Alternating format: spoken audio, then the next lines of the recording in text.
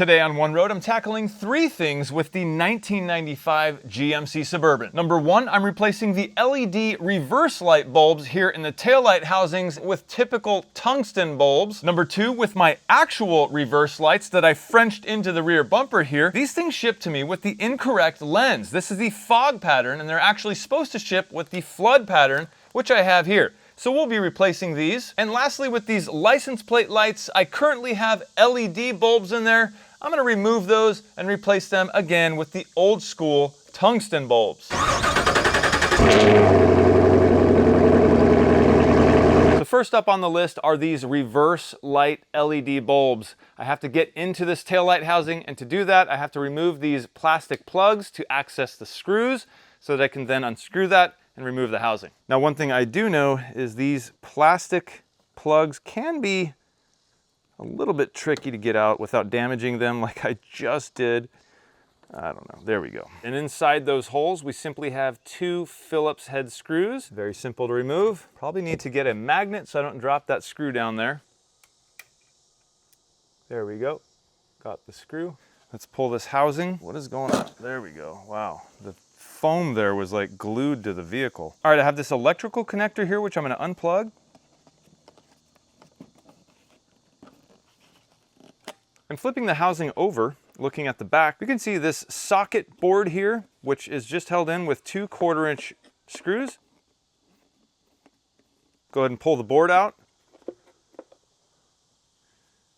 And there is our culprit. These 2 clear bulbs are my typical tail light and blinker. And this one, well, obviously only functioned as a reverse light. So you can see, being an LED and balanced to daylight, basically the white color, it doesn't match. It doesn't match at all. So all I have to do, of course, is just pull this thing out, which may be easier said than done. There we go. So out with the old and in with the new. Simple as that. Let's see what it looks like.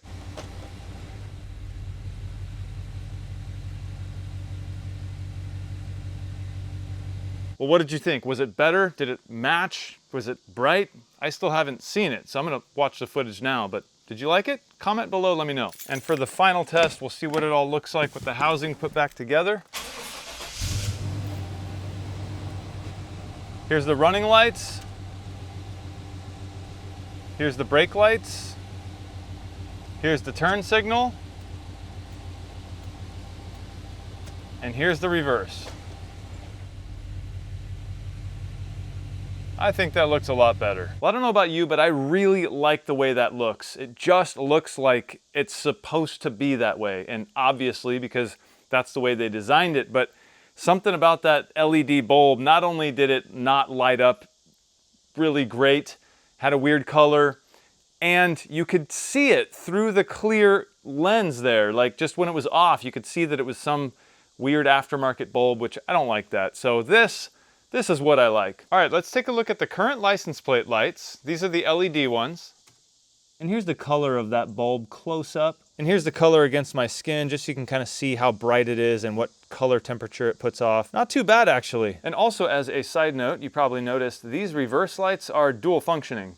So this is part of my running lights, and they obviously have a reverse light. All right, well, here's the thing. This is a very simple process. I'm just gonna turn the little light housing, which will pop it out of the socket, and then I can remove the LED and pop in the new bulb. And here's that incandescent bulb I'm gonna use.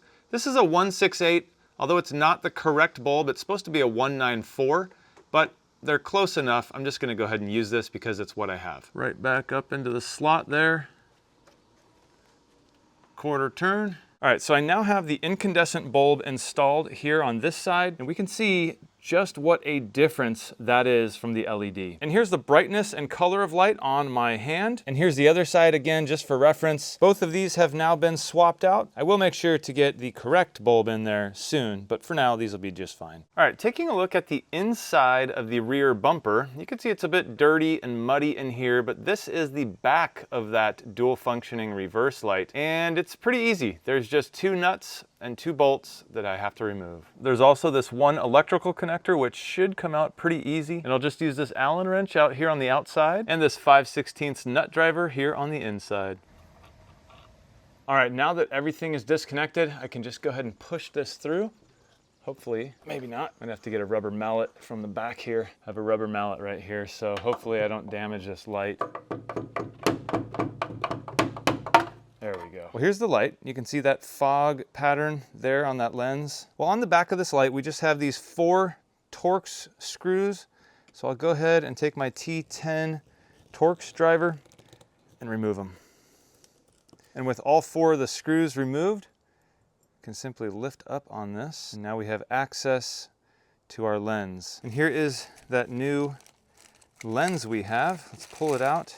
Now I can see when looking at this current lens that there is a built-in gasket, which is also pre-installed on this one.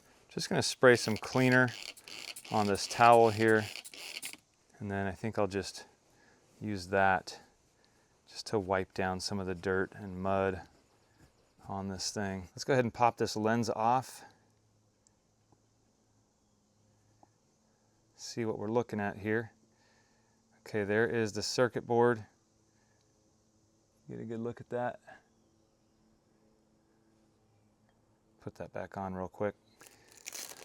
All right, as far as swapping these out, let's take a peek at this lens. Wow, look at that. Look at how beautiful that is. That is like a piece of jewelry. I don't believe that there's an up or a down. So let me just quickly go through and swap that in. Cover this other one back up. So there it is. That's the new lens that I have had for so long and that I have wanted for so long to replace, but I guess you could just say I was a little too lazy to get it done. But today is the day. Well, everything is done and reinstalled. What do you say we look at all these lights at night? Oh, wow. Wow. Look at that reverse. Look at how much light there is. Wow, that is much brighter, it seems. I'm liking the incandescent reverse lights and the actual tail light housings. And then looking at the license plate lights, yeah, I like that nice warm glow. That looks really good. Just by looking at it with my eyes, it's so bright to look at. And I think that's gonna be really good for the stuff that I need to see at night. I just, you wanna make sure you're not gonna hit something, or if I'm backing up to load up my trailer or what have you, you need light. Now I am super stoked that now all of the incandescent bulbs match, and the same thing with the license plate lights. They seem a little dim, and that's exactly what you want. You don't want them super bright. These aren't the correct bulbs. I need to get the 194s because they're a little bit dimmer, but I think that looks really good. I like that. But back to the showstopper here.